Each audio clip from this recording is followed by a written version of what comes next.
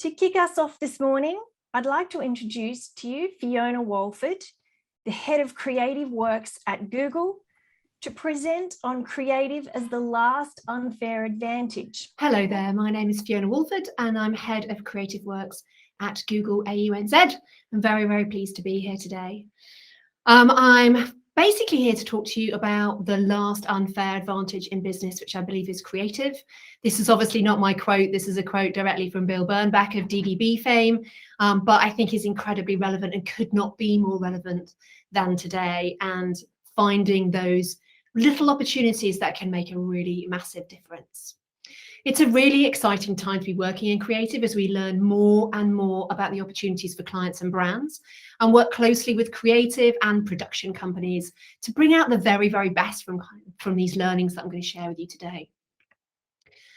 What is so incredible is the speed of change and understanding. We are learning more every 6 months than personally I think I probably was able to learn in the first 20 years of my time in business. And yes, I am that old. So it's really, really fascinating. We're finding out more and more and trying to understand those details and bringing them to you to help to really craft the very best that we can do.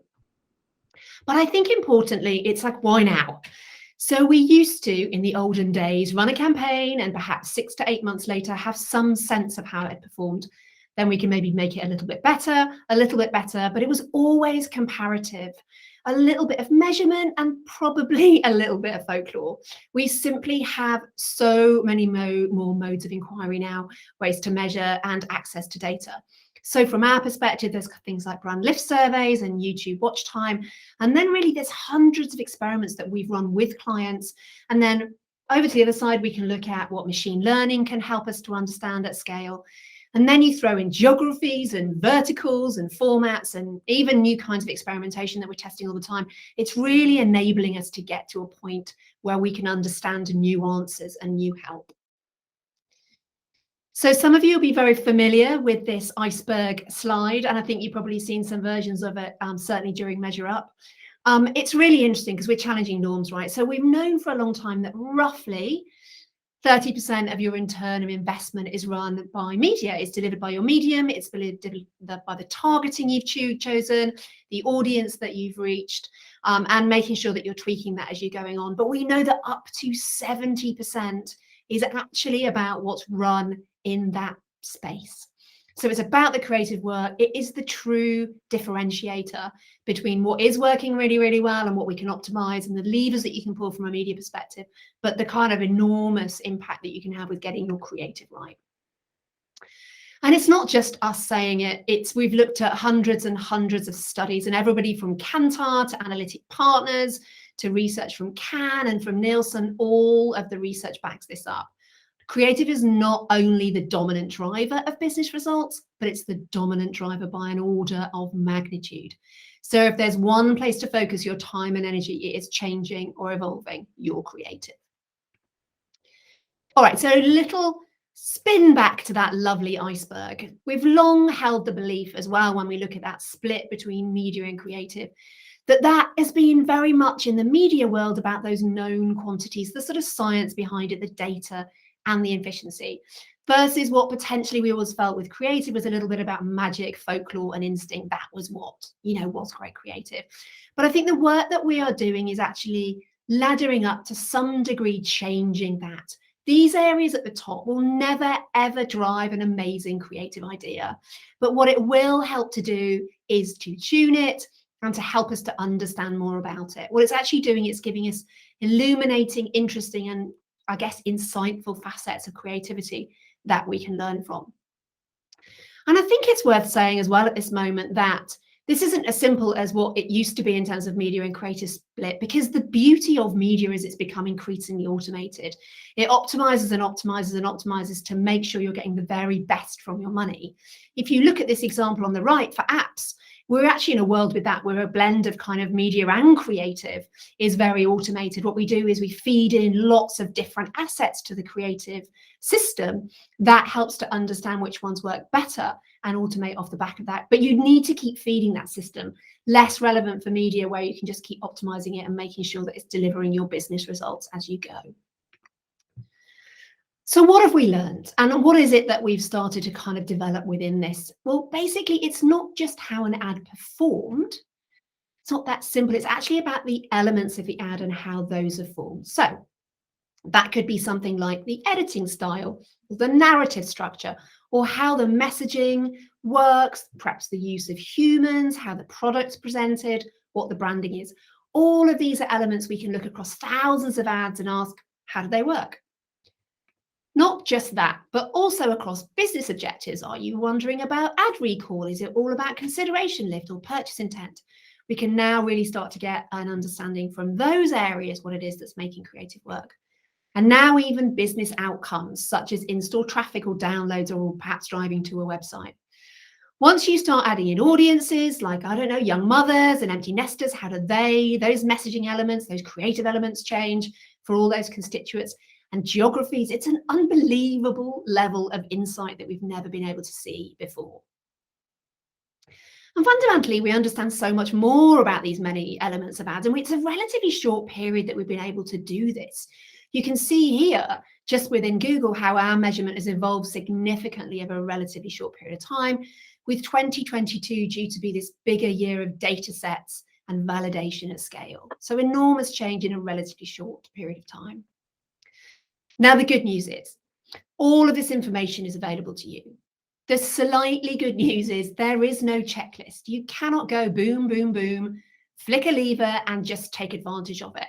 But that's also good news, right? Because it means that if you engage, you focus, you work with us, there's enormous upside available to you that potentially other brands are not going to be taking advantage of it. So that's a real opportunity. And you know what? If it was easy to do, everybody would be doing it already. The magic, folklore, and instinct is still a very fundamental part of the creative idea, but the levels of understanding that we can bring to you now really, really help to make you maximize the work you are doing. So what have we found out? Well, actually, what's really interesting and the most disruptive creative opportunity we've seen is actually inside the ads itself. It's that area that we can maximize, the way that they're put together. So let me bring that to life a little bit more for you here. What are the 3 things you should know to take advantage of this opportunity? Well, some on the left-hand side are as simple as editing, and some are far more significant. And of course, therefore, it varies by the stage you're at with your creative, and we're not necessarily focused on rules here, but storytelling possibilities and patterns we've seen success from in the more structure and substance areas. So let me just dive in a little bit deeper on those 3 areas. So just one quick slide on each one. Number 1, understanding the surface of the ads. These are the editable elements, relatively easy to change from an ad that's potentially already created.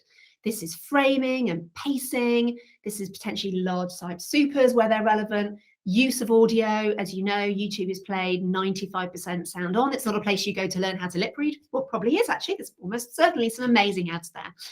Bright, high contrast colors seem really simple, seem really common sense, but you can make a real difference with them.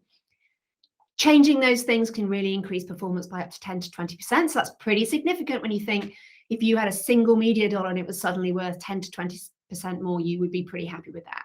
This example we've shown here is for Mondelez Sour Patch Kids. They saw no lift on the platform from their very first ad. We worked with them for some zooming in, brighter colors, faster pacing. The change in results were really quite significant. You can see we put some supers on there as well. So we really worked with them, and it made an enormous difference for the results for them. Diving into those other areas that require a bit more detail but have bigger upside, the second area is structure. This is the kinds of storytelling you choose, the way the stories unfold around the nature of attention. Now, there's a bit of a misnomer. A while ago, there was some work done about the fact that we all had the attention span of less than a goldfish, which at the time I think was 9 seconds. So we were around 8 seconds. Arguably, as attention spans actually got smaller, but in fact, our ability to pay attention has got longer. Movies have got longer. Books have got longer. Chapters have got shorter, interestingly. So what this is about grabbing attention and maintaining it so it can be a really, really rich experience. So how do you grab someone from the beginning, get them to watch, and get them to watch for longer? How are you combining formats, creating video in perhaps sequence? And then maybe how are you using signals that we can learn to drive better relevance? This is harder to do, and there's greater upside. That's the most important thing. You can achieve, I don't know, 50 to 100% we've seen increases in performance. This example is for Amazon, where we worked with a TrueView format that they had already, and then cut from that shorter ads of 6 seconds and then sequence them one after another, thereby teasing out the story and giving more frequent messaging. Again, a significant shift in this instance. It was about consideration was the output from that. So we worked very closely with them to make sure we maximize that opportunity for them. And then the final area is the substance of the ad. These are how the products are presented, perhaps how humans are used in them, and a lot of industry specific elements. So for instance, if you're in the food industry, this is about how to make your food especially delicious. Or in this instance, this was how to work in the autos industry, how you should show the interior of ads actually more than the exterior of the cars in auto ads. For BMW, this included a change from the initial storytelling ad to a focus on the features in the car, driving ad recall as far as higher as a result. This also is harder to do, but you can obviously get a 50 to 100% upside again. So it's incredibly powerful as an opportunity. Again, we've got vertical specific information here. We've got lots more detail about how to make that work. And it's not just us claiming we can do it. We have done hundreds of experiments with clients around the world to establish this. And recently we did some work with Kantar that showed if you follow the top 5 kind of tips that we've got on effectiveness, you can see up to a 30% increase in short-term sales and a 17% increase on longer-term brand contribution. Some of these areas I've already covered. A lot of it is about the storytelling, the attention grabbing, but some of it is also about the simple editing areas as well. If you're not familiar with this study, please do reach out to your AUNZ sales team to help here. Many of these are also verticalized, so industry specific for extra insight. And then therefore it obviously represents incredibly meaningful available data and value. So this is exciting as well, because what's really interesting, we've been doing some testing, is the kind of old way of creating TV ads. We've been working on to make sure that we can maximize. So some ads ran on TV, there were some results off the back of it. We then took that ad and we changed it to make sure it was created to drive attention. What then happened is we put that ad back on TV and the results were better. So basically making to drive attention, making for YouTube, making for mobile fundamentally is a brilliant way to drive better results all around.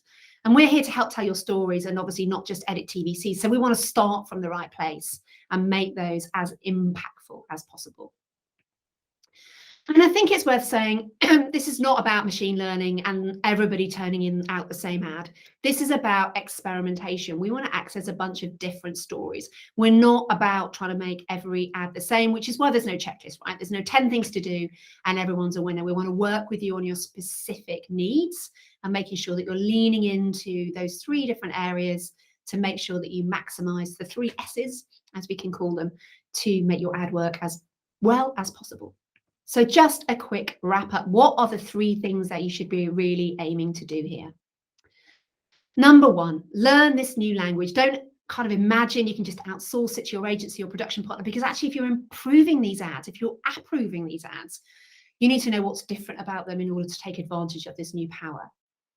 Secondly, don't leave value on the table. Don't just take advantage of the tactical elements, but understand the storytelling of your ad so that you can take advantage of the full spectrum of value that's available to you. And lastly, really lean into your partnership with us, right? We're here to help.